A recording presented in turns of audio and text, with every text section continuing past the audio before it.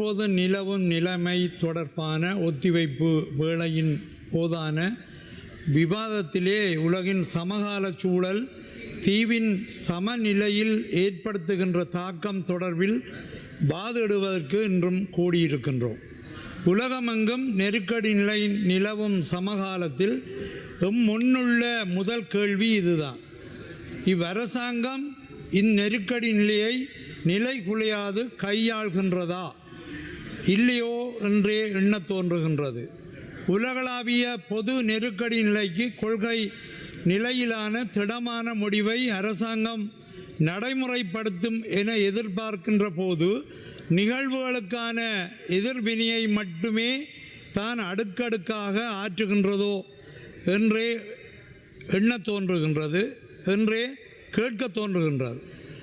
முடிவெடுப்பதில் அடிக்கடி ஏற்படும் இத்தகைய மாற்றங்கள் ஒரு முறையான நீண்டகால திட்டம் அரசிடம் இல்லையோ என எண்ணத் தோன்றுகின்றது. பற்றாக்குறையை முன்கூட்டியே கணித்து கட்டமைக்கப்பட்ட தீர்வுகளை தயாரிப்பதற்கு பதிலாக அரசாங்கம் ஒரு தற்காலிக நடவடிக்கையிலிருந்து மற்றொன்றுக்கு மாறிக்கொண்டிருப்பதாகவே எமக்கு புலப்படுகின்றது. எரிபொருளுக்கான நெடுவரிசைகளும் பதுக்கல்களும் கடந்த மாதத்தின் கடைசி நாளிலேயே தொடங்கிவிட்டது. 2 கிழமைகள் கடந்தே QR முறைமை கொண்டு வரப்படுகின்றது. 1.5 மாதத்துக்குரிய எரிபொருள் முதல் 10 நாட்களுக்குள் தீர்ந்துவிட்டதாக இலங்கை பெட்ரோலிய கூட்டுத்தாபனம் தெரிவிக்கின்றது. இப்படியான சடுதியான கேள்வி அதிகரிப்பை கட்டுப்படுத்த தவறியது யார்? இப்போது நிகழ்ந்த பதுக்கல்களுக்கு பொறுப்பேற்பது யார்? ஓர் அரசாக நீங்கள் தானே.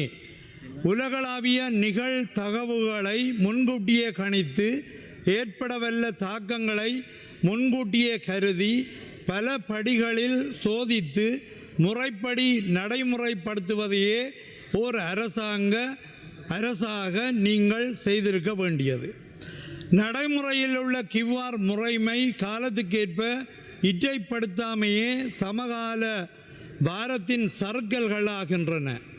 ஒவ்வொரு பிரச்சனை வருகின்ற போதும் அதற்குரிய தீர்வை கண்டு முறைமையை இற்றைப்படுத்துவதென்பது வெள்ளம் பெற தற்காலிக அடைப்புகளை இடுவதற்கு ஒப்பாகின்றது. வெள்ளம் வரும் முன்பே அணை கட்டுவதே ஒரு அரசுக்கு அணி.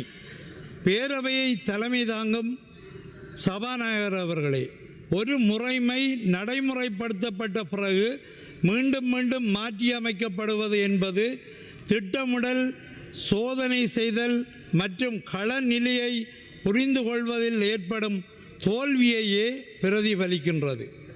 பொது நெருக்கடி நிலையை எதிர்கொள்ள தற்பொழுது அரசாங்கம் முன்வைத்துள்ள புதன்கிழமை சிக்கன விடுமுறை தாங்கள் எதிர்பார்த்த அளவிலான பொறுப்பேற்றை தந்துள்ளதா என கேட்கின்றேன். கிட்டத்தட்ட 20% மனித மூலதனத்தை குறித்த நாளில் இழந்து நாம் சேமித்தது என்ன? கடந்த செவ்வாய்க்கிழமையோடு ஒப்பிடுகையில் புதன்கிழமையில் மொத்த மின்சக்தி 1.17 ஜிகாபாட் மணிக்கு குறைந்துள்ளது. அதாவது 2% குறைவு. பகல் நேர உச்ச தேவை 113.6 மெகாவாட், 3.9% குறைவு. எரியெண்ணெய் பயன்பாடு 0.32 ஜிகாவாட் மணிக்கு குறைந்துள்ளது. அதாவது 2.1%. ஒரு கிழமைக்குரிய 20% மனித உழைப்பை ஒரு நாளில் இழந்து 2% அளவான எரியெண்ணெயை, அதாவது தேர்மல் ஆயில் மிச்சப்படுத்துவது லாபகரமானதா? திட்டம் இட்டதுக்குரிய பேரினை தங்களின் இந்த திட்ட நடைமுறை மூலம், அதாவது புதன்கிழமை சிக்கன விடுமுறை ஊடாக நீங்கள் எட்டியுள்ளீர்களா? கௌரவ சபாநாயகர் அவர்களே, உலகளாவிய பொது நெருக்கடி நிலையில் இத்தீவிலே வாழும் ஒவ்வொரு குடிமகனும் எதிர்கொள்ளும் சவால்களை விடவும் வன்னி மக்கள், குறிப்பாக முல்லைத்தீவின் குடிமக்கள் இந்த நெருக்கடியிலும் கூடுதல் இன்னல்களை சேர்ந்தே சுமக்க தலைப்பட்டுள்ளார்கள். வெந்த புண்ணில் வேல் பாய்ச்சுவது போல எரியும் நெருப்பில் எண்ணெய் ஊற்றுவது போல ஒருபுறம் இந்த பொது நெருக்கடியின் மகா வலியை, அதாவது பெரிய வலியை எதிர்கொண்டவாறு மறுபுறம் அரசின் மகாவலியையும் எதிர்கொள்ள வேண்டியுள்ளது.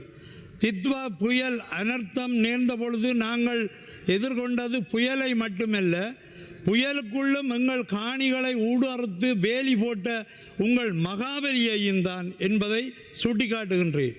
இப்போது நடுவரிசைகளிலும் பதுக்கல்களிலும் நாங்கள் எதிர்கொள்வதும் மத்திய கிழக்கின் அதிர்வுகளை மட்டுமல்ல, மாறாக கொக்கு தொடுவாய் மத்தியில் அடாத்தாக உப்பளம் அமைக்கப்பட்ட உங்களது மகாவலியையும் தான் குறிப்பிடுகின்றேன்.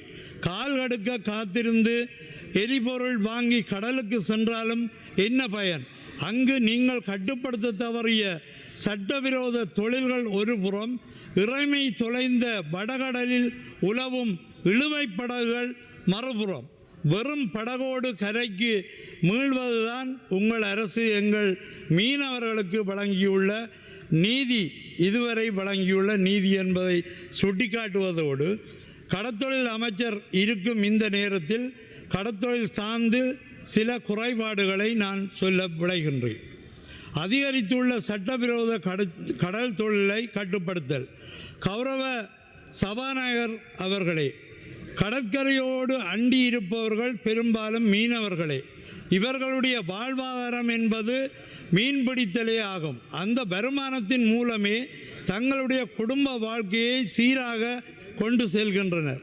முன்னைய காலங்களில் இப்படி மோசமான தடை செய்யப்பட்ட, அதாவது பழைய காலம் மோசமான தடை செய்யப்பட்ட சட்டவிரோத கடல் செயல்பாடுகள், கடல் தொழில் செயல்பாடுகள் இருக்கவில்லை. அண்மை காலமாக மிக மோசமான வகையில் சட்டவிரோத கடல் தொழில் செயல்பாடுகள் அதிகரித்திருப்பதை அவதானிக்க முடிகின்றது. குறிப்பிட்ட சில சட்டவிரோதிகள் இவ்வாறு பாரிய அளவில் சட்டவிரோத கடல் தொழில் செயல்பாடுகளை மேற்கொள்வதால் கடல் தொழிலே கதியென்று இருக்கின்ற பல ஆயிரக்கணக்கான மீனவ குடும்பங்களின் வாழ்வாதாரம் பாதிக்கப்படுகின்றது. அதேவேளை இழுவை படகுகள் எமது கடல் பரப்புக்குள் அத்துமீறி நுழைந்து தடை செய்யப்பட்ட சட்டவிரோத கடல் தொழில் செயல்பாடுகளை மேற்கொள்வதால் எமது மீனவர்களின் சீரான கடல் தொழில் செயல்பாடுகள் பாதிக்கப்படுவதுடன் கடல் தொழில் உபகரணங்களும் சேதப்படுத்தப்படுகின்றன. குறிப்பாக முல்லைத்தீவு, மன்னார், கிளிநொச்சி, யாழ்ப்பாணம் உள்ளிட்ட வடபகுதி கடல் பரப்புகளில் உள்ளூர் சட்டவிரோத கடல் தொழில் செயல்பாடுகளாலும் இழுவை படகுகளின் அத்துமீறிய சட்டவிரோத கடற்தொழில் செயல்பாடுகளாலும் பலத்த பாதிப்புகளை எதிர்நோக்குகின்றன. அதிலும் குறிப்பாக தீவு பகுதி மிக மோசமாக பாதிக்கப்படுகின்றது. வெளிச்சம் பாய்ச்சி மீன்பிடித்தல், சுருக்கு வலை, டைனமைட் வெடிவைத்து மீன்பிடித்தல் போன்ற சட்டவிரோத கடல் தொழில் செயல்பாடுகளால் எமது மீனவர்கள் நொந்து போயுள்ளனர். இது அமைச்சருக்கு வடிவாகவே தெரியும். இவ்வாறான கடல் தொழில் சட்டவிரோத செயல்பாடுகளை கட்டுப்படுத்துவதற்கு மாவட்ட கடல் தொழில் நீரியல் வளத்துறை திணைக்கள அலுவலகங்களில் ஆளணி பற்றாக்குறைகள் காணப்படுவதாக சொல்லப்படுகின்றது.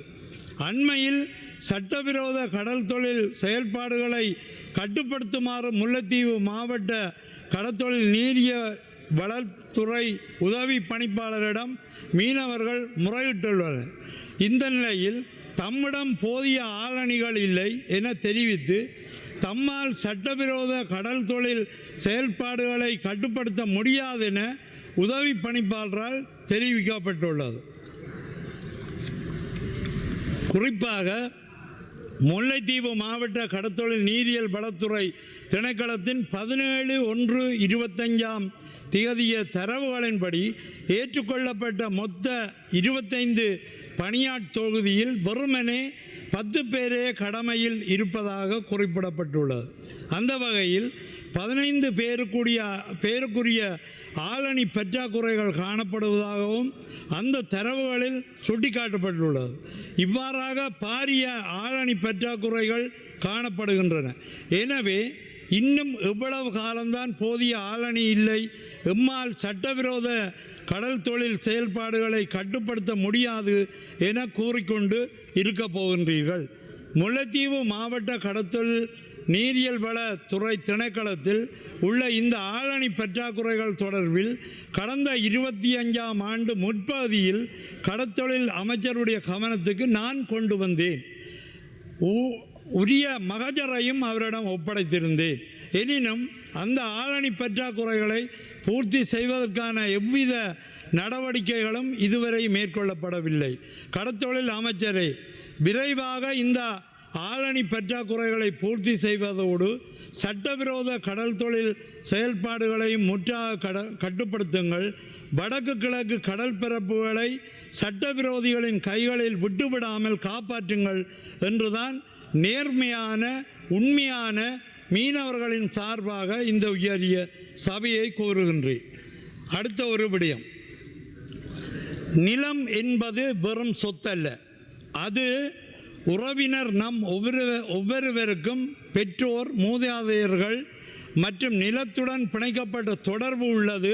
அந்த வகையில் நிலத்துடன் ஆழமாக இணைக்கப்பட்ட ஒரு கலாச்சாரம் எமக்கு உள்ளது என்று கிரிகம காணி உரிமை பத்திரங்கள் வழங்கும் நிகழ்ச்சி திட்டத்தில் அனுராதபுரத்தில் கடந்த 27/2/26 வெள்ளிக்கிழமை அரசு தலைவர் அவர்கள் உரையாற்றியுள்ளார். பாராட்டுகின்றேன், நிறைவாக பாராட்டுகின்றேன். இதனைத்தான் நாங்களும் எதிர்பார்க்கின்றோம். கடந்த காலங்களில் வடக்கு கிழக்கில் நிலப்பறிப்பினாலே விடுதலை போராட்டம் ஆரம்பிக்கப்பட்டது. நிலப்பறிப்பினாலேயும் தான் விடுதலை போராட்டம் ஆரம்பிக்கப்பட்டது. கடந்த கால ஆட்சியாளர்களினால் பறிக்கப்பட்ட காணிகளை மீட்டெடுக்க மக்கள் தொடர்ச்சியாக போராடி கொண்டிருக்கும் இந்த நேரம், இப்போதைய ஜனாதிபதி நியாயமாக நடந்து கொள்வார் என்ற நம்பிக்கையுடனும் ஒரு பகுதி மக்கள் நம்பிக்கொண்டிருக்கும் சமயம் இது. ஆனால் வவுனியா வடக்கு, முல்லைத்தீவு, தையிட்டி, வெளிவடக்கு, கேப்பாப்பிலவு, முள்ளிக்குளம், திருவோணமலை, அம்பாறை, மட்டக்களப்பு என வடக்கு கிழக்கெங்கும் தமது நில மீட்புக்காகத்தான் தமிழ் மக்கள் உரமாக போராடி கொண்டு இருக்கின்றார்கள். வடக்கு கிழக்கு தமிழர் தாயக பரப்பில் உள்ள தமிழ் மக்களுக்கும் தமது நிலம், தமது உறவுகளின் பின்னிப்பிடைந்த கலாச்சாரத்துடனான பூர்வீக தமிழ் மண்தான் என்பதை மாண்புமிகு அரசு தலைவர் அவர்களுக்கு நினைவூட்டி கொள்ள விரும்புகின்றேன். ஜனாதிபதி உரையாற்றிய அதே தினத்தில் முல்லைத்தீவு கரையுறை பெற்று பிரதேச செயலாளர் பிரிவின் கொக்கு தொடுவாய் மத்தி கிராம அலுவலர் பிரிவில் குஞ்சுக்கால்வழி என்னும் இடத்தில் உள்ள தமிழ் மக்களுக்கு சொந்தமான பூர்வீக விவசாய காணிகளை மகாவலி அதிகார சபை ஆக்கிரமிக்க முயற்சிகளை மேற்கொண்டிருந்தது. அந்த காணிகள் தமிழ் மக்களுடைய பூர்வீக தனியார் அறுதி உறுதி காணிகளாகும். நில அளவையாளர் நாயகம் அவர்களால் அளந்து வரையப்பட்டு பேணப்பட்டு வரும் டொப்போ பிபி 70 இலக்க வரைபட தொகுதியில் தனியார் காணியாகவும் மேய்ச்சல் தரை நிலங்களாகவும் அந்த இடங்கள் உள்ளன. எனவே மகாவலி அதிகார சபைக்கு அந்த நிலங்களை நிர்வகிக்கும் அதிகாரம் கிடையாது. ஆனால் மகாவலி அதிகார சபை கரையுறை பெற்ற பிரதேச செயலாளர் பிரிவின் அதிகார எல்லைக்குட்பட்ட இந்த தமிழ் மக்களின் அறுதி உறுதி காணிகளை திருடி சிங்கள வர்த்தகருக்கு குத்தகைக்கு வழங்கும் சட்டவிரோத நடவடிக்கையை மேற்கொண்டுள்ளது. மகாவலி அதிகார சபையிடமிருந்து தமிழ் மக்களின் அறுதி உறுதி காணிகளை சட்டவிரோதமாக குத்தகைக்கு பெற்றுள்ள அந்த நபர் அந்த காணியில் உப்பளம் அமைக்கும் வேலையை தொடங்கியதால் அங்கு ஒரு அமைதி குலைவு, பதற்றமான சூழ்நிலை உருவாகியிருந்தது. இவ்வாறான இனவிரோத செயல்பாட்டை செய்தது மகாவலி அதிகார சபை என்பதை சுட்டிக்காட்டுகின்றேன். அதற்காக எனது வன்மையான கண்டனத்தை இந்த உயரிய சபையிலே பதிவு செய்து கொள்கின்றேன். இவ்வாறான இனவிரோத செயல்பாடு தொடர்பாக உரிய விசாரணை முன்னெடுத்து நடவடிக்கை மேற்கொள்ள வேண்டும் என இந்த உயரிய சபையினை கோருகின்றேன். கடந்த 1988ஆம் ஆண்டு தொடக்கம் இன்று வரை அரசாங்கங்களின் அனுசரணையுடன் வடக்கு மாகாணத்திலே மகாவலி அதிகார சபையினால் வடக்குக்கான அபிவிருத்தி என்னும் பெயரில் அப்பகுதி தமிழ் மக்களின் பூர்வீக காணிகளை ஆக்கிரமித்தல், தமிழ் கிராம பெயர்களை சிங்கள பெயராக மாற்றி அங்கு சிங்கள மக்களை குடியேற்றம் செய்தல் உள்ளிட்ட கட்டமைக்கப்பட்ட தமிழ் இன அழிப்பு செயல்பாடுகளை மகாவலி அதிகார சபை மேற்கொள்கின்றது.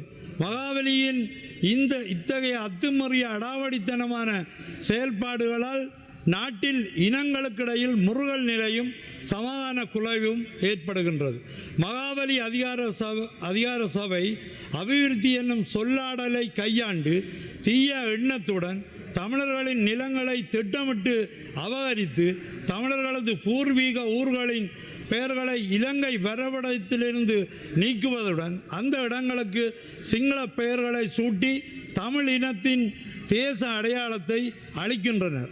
அத்தோடு தமிழர் பகுதிகளில் திட்டமிட்டு அதிக அளவில் சிங்கள குடியேற்றங்களையும் மேற்கொண்டு தமிழ் மக்களின்